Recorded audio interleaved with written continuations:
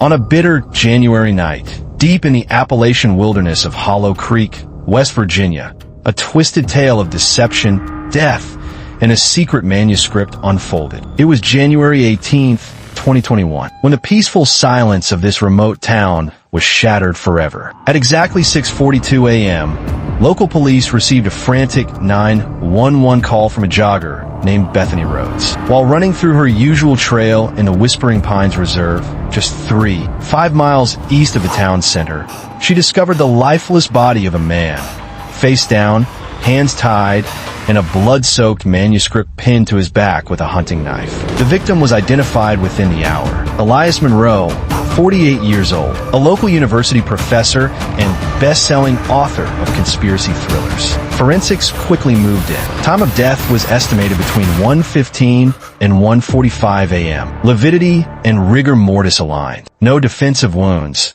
suggesting he was likely caught off guard. Monroe's neck showed signs of ligature strangulation, and his wrists bore rope burns. Soil samples on his boots matched a different location, indicating he was dragged. Forensics found trace amounts of Ativan, a sedative, in his bloodstream. The manuscript, 114 pages typed. Its title, The Hour of the Raven. It contained fictionalized but highly detailed accounts of real Cold War CIA experiments that were never made public. Until now, the FBI was notified. The manuscript was whisked to Quantico. The narrative? A chilling exposé on MKUltra.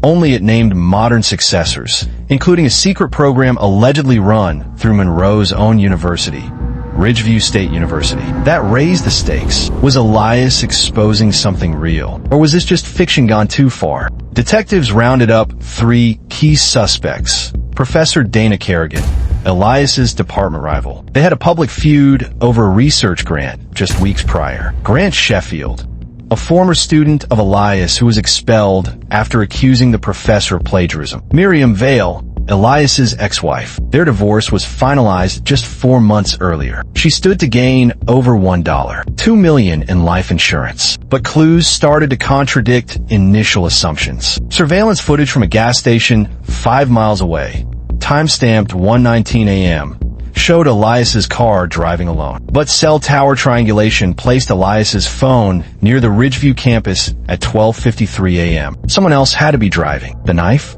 A custom-made hunting blade.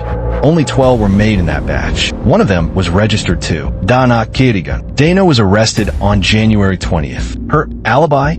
She was in her lab grading papers, but the CCTV system had been disabled due to a power surge. Coincidence?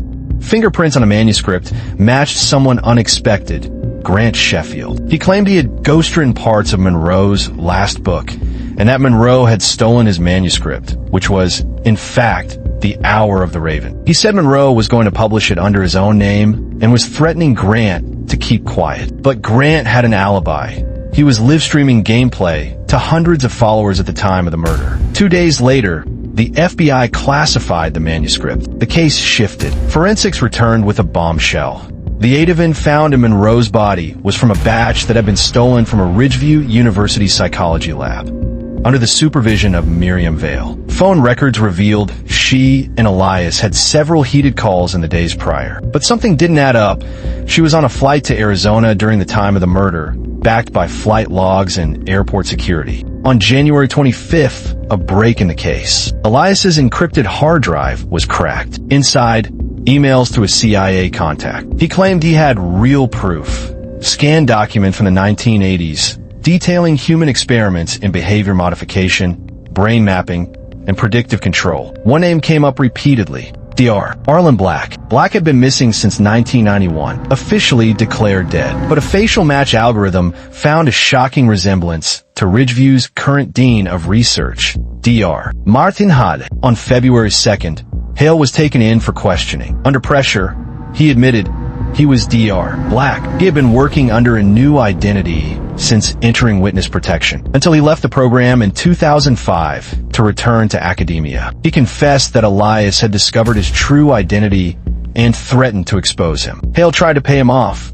but Elias refused. When asked if he murdered Elias, Hale said, "I didn't have to. He was already being watched by others." Final forensic analysis identified foreign DNA under Elias's fingernails. It matched an unknown male, but with partial matches to a former CIA Black Ops member, Thomas Clay. Clay had supposedly died in a training accident in 2012, but his death certificate was signed off by a now-deceased coroner, with multiple discrepancies. The FBI reopened the Clay file. On February 9th, just as agents closed in on Clay's suspected location in Oregon, the cabin burned down. No body was recovered, but a charred manuscript was found, nearly identical to The Hour of the Raven, with an alternate ending. In it, a character based on Elias dies, not by murder but by suicide. The implication? A setup, but the forensics didn't lie. Elias was sedated, dragged, and strangled. The only question left: who did it? And why was the truth rewritten?